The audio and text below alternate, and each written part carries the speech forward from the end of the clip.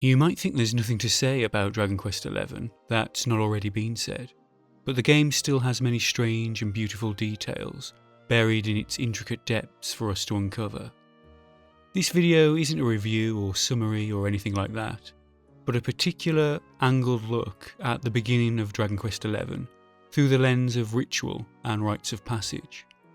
We'll look at the opening half hour or so and examine how its reference to the common anthropological subject of rites of passage connects to aspects of its plot and game design.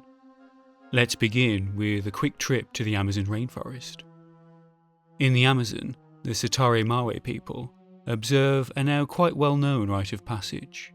At a certain age, all Satare Mawe boys undergo an initiation ritual and ceremony where they are separated from their families and face a profoundly challenging trial. They are made to wear mittens woven from cashew leaves, which are threaded with a large number of temporarily tranquilized bullet ants.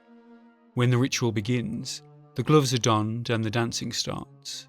Soon after, the ants recover and, enraged and threatened by their new home inside sweaty mittens, start stinging the ever-loving heck out of the boys' hands. As a little note, the bullet ant gets its name from the sensation of its sting. A single sting is reported to be as painful as a bullet wound. The boys each get stung hundreds of times during the short rite.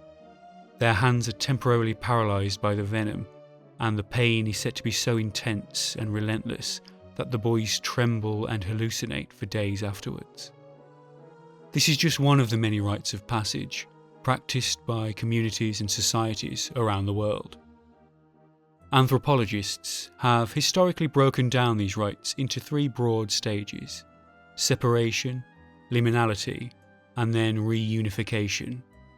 In the aforementioned rite, for example, a boy from the Satare Mawe tribe is separated from their community, endures a period of liminality where his status is ambiguous.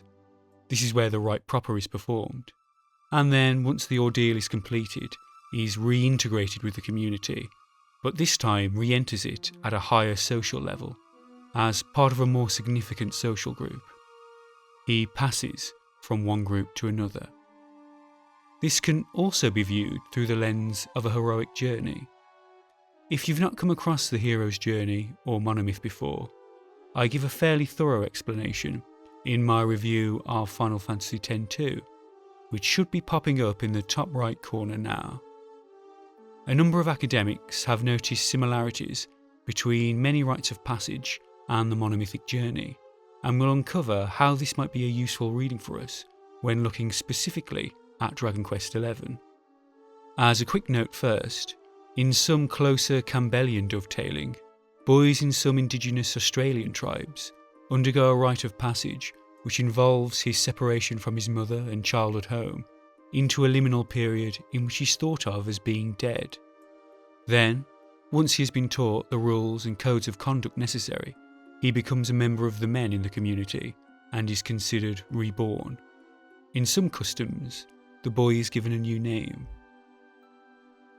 Dragon Quest XI starts with the main character undergoing a rite of passage, although the rite in question involves climbing to the summit of a large rock formation known as the Cobblestone Tor.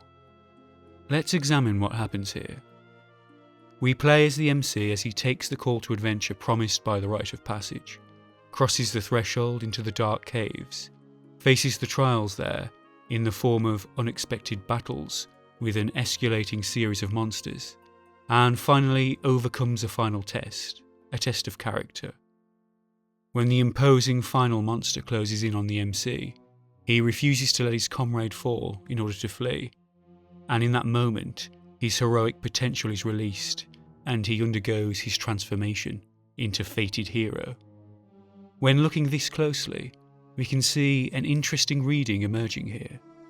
The game appears to use a rite of passage to describe a miniature monomythic cycle, and one flawless first gameplay loop that sets the stage for the quest proper.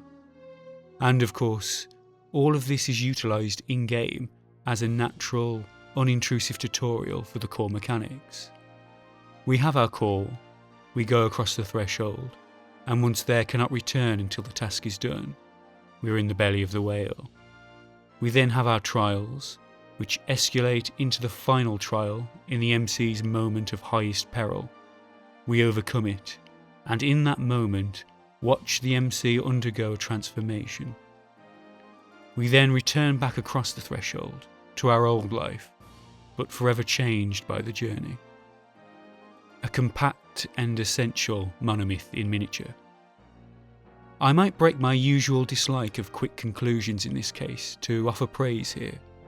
I think this rite of passage tutorial level makes for a perfect introduction for a legacy series like Dragon Quest, whose refined and assured legacy game design is just the right material for a monomythic structure. A type of story that's reached an incorruptible purity through its innumerable previous iterations, a pattern already stiff with threaded gold. Arnold van Gennep, in his seminal study of rites of passage, discusses how they mark and guide an individual's passage from one group to another, or perhaps more saliently here, one stage of life to another. We know from playing that the rite at the beginning of Dragon Quest XI, in the lore of the game, signals the main character's transition from the child to the fully fledged adult social group. But within the context of the game's story, it also marks the transition of the MC from lowly villager in a modest status quo to fated hero who must obey the call to adventure. We can also notice how, right here, at the moment of the rite's completion, the MC's fate is made known to himself and to the world due to the activation of a sacred sign, in this case, a literal sign embedded in his flesh.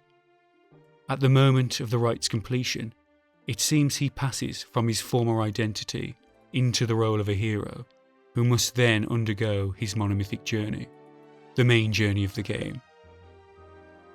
Given all we've looked at, it appears that the introduction, while equipping the player with the mechanical competency and knowledge to play the rest of the game, also completes a hero's journey in miniature, one framed very aptly within a rite of passage, in order to set the main monomythic cycle in motion, and anticipate the hero's journey from lowly village boy to world-saving hero.